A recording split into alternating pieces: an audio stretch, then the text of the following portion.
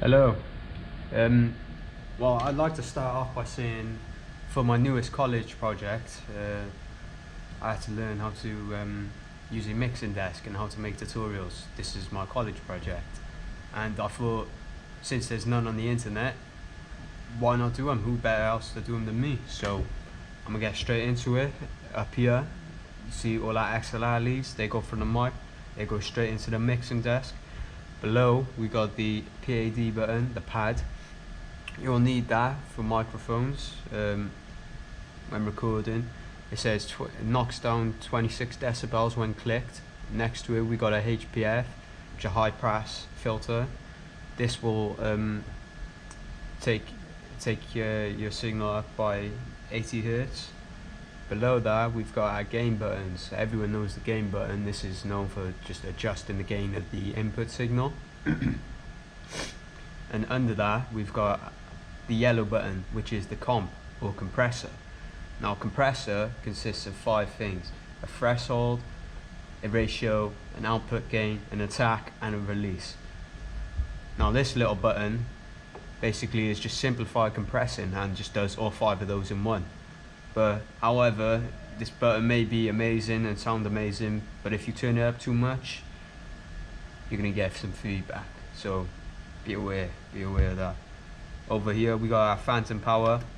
When that's clicked, any channel that needs phantom power, so any channel that has a condenser microphone in it, will be sent phantom power. So yeah, that's all sorted.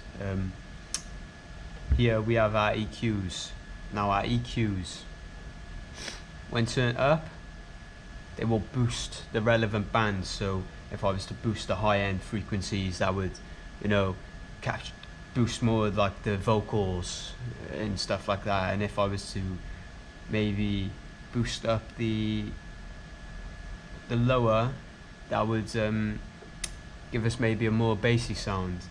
But if I was to cut it, if I was to go left, that would cut any unwanted frequencies. Where to go to the right just boosts them. Below that we have got the AUXes. Now the AUX, these all control the volume of all the signals coming out of the monitors on stage. So that's for like the artists. If an artist can't hear their instrument, they'll be like, can you turn that up? Can you turn up the guitar on the aux 1? And then bang, I'll just turn it up, simple. Under that we got the pre button. Now the pre button's quite interesting. When you click that down, the sound will still come through the speakers even if you haven't got a level. So yeah, that's all good. Below that we've got the pan button. Now the pan, everyone knows what the pan button is. That just sets where your audio comes from. So if I was working on an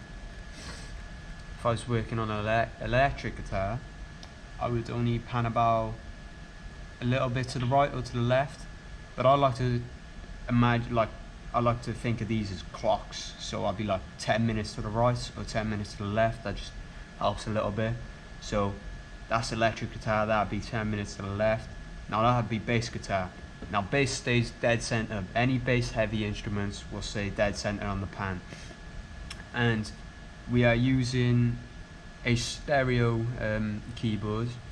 So I'll have to crank that 40 minutes to the right, so it would be the opposite side of the guitar. However, if this was mono, it would only be 10 minutes, but as we're going stereo, it's got to be all the way up. That's got to be all the way up. Alright, now below that we've got all the on buttons. This pretty self-explanatory. Instead of like getting all your levels and then having to reset them every time you want to get rid of a sound, you can just click it off and it'll just mute the channel. So you won't have to reset a thing. Below that we've got the peak. Now the peak indicators will turn red when the level reaches 3 decibels below clipping, or to just simplify that, when the signal gets too loud. Below that we got the buzzer signs. buttons. These will send every button click to the relevant group. It'll send to a group, and here are the master faders for them, so I'll be able to, you know, turn that up if it's too loud. If one group's too loud, I'll be able to group it all up and then boost the volume. So that's all good. Take them off. Now below that we've got our PFL, which is our pre-fade listen. When this is pressed, the pre-fader signal is output to the headphones and the monitors. Here's our monitor level and our headphone level also. Yeah, so the audio from the buses that could be heard, like before that, before I unclick them, yeah, that can no longer be heard. So it's good for like locating any signals, you know, any signals you can't find. You just click down pre-fade listen, the button pops up so you know it's on, and then yeah, it'll come through on the channel, and all the ones that are bust, they won't. So yeah, that's how you find any frequencies that are hidden from you. Now coming to the end, we got our channel faders. Everyone knows the faders. These are used to just adjust the level of the channel signal when the channel isn't used and you don't want any sound coming from. Your best option is just turn it down, you know, or you could just turn it off. Yeah, you get a level with these, nice little mix, whatever. So everyone knows them. Over here we've got the master section. Now this is just a complete overall, you know, control of everything. You'll have the master section up here with a peak button on top, and whenever the red peak button flashes, it's just an indicator to let you know it's clipping. And when the master fade is clipping, either if a lot of things are clipping, actually you could just turn the master fader down. If not, you've got to do it on its individual channel. So yeah, it's all good. So yeah, I'm pretty sure I've just covered everything on this, and yeah, I'm gonna show you a nice little mix now. So right, so now I'm gonna get my first level. It's going through channel 1. We got the keyboard. Joel, if you could just give us a little code or whatever, you know.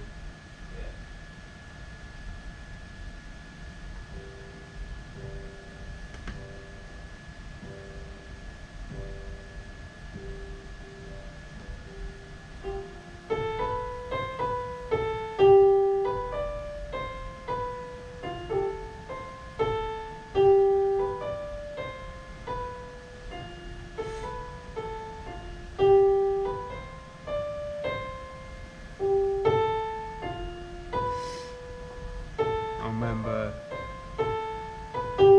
that will be panned to the right, 40 minutes to the right. I've upped the gain a little bit, and I'll put a compressor on that. Yeah, that sounds nice. Yeah, we got pad on, that's sorted.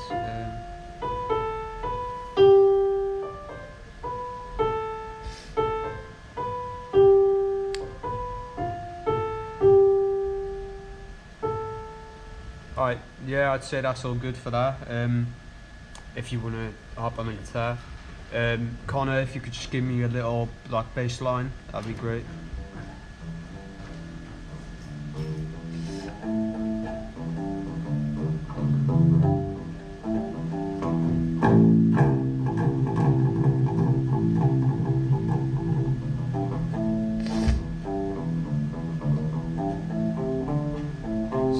Cut any high frequencies because it's a bass. I want to just make it crispy as I can.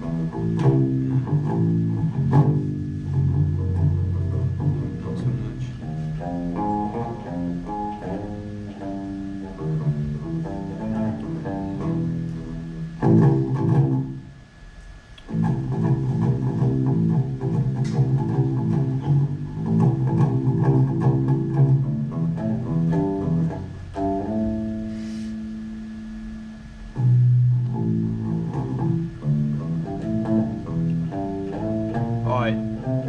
Yeah, that's all good, that's all good. Joel, could you chuck me a riff on the guitar?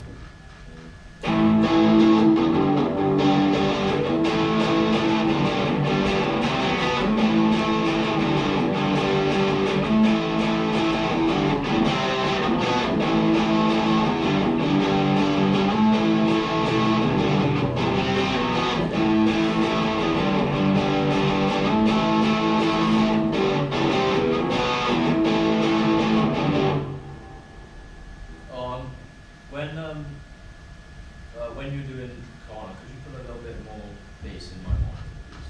Oh yeah, go on. Because I can really hear it properly. What's that? That's aux2. Aux2. Actually, no, that's one. That's one. Right. So.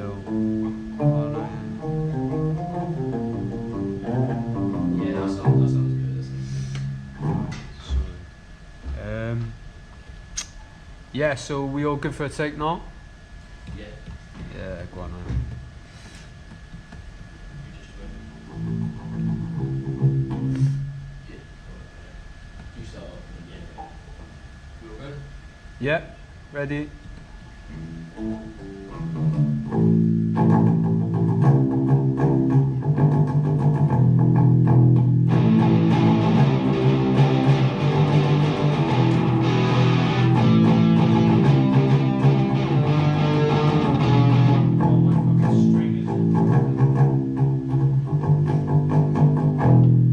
Okay, well, a string's just broken, so yeah, well, that's all we really need anyway, you know.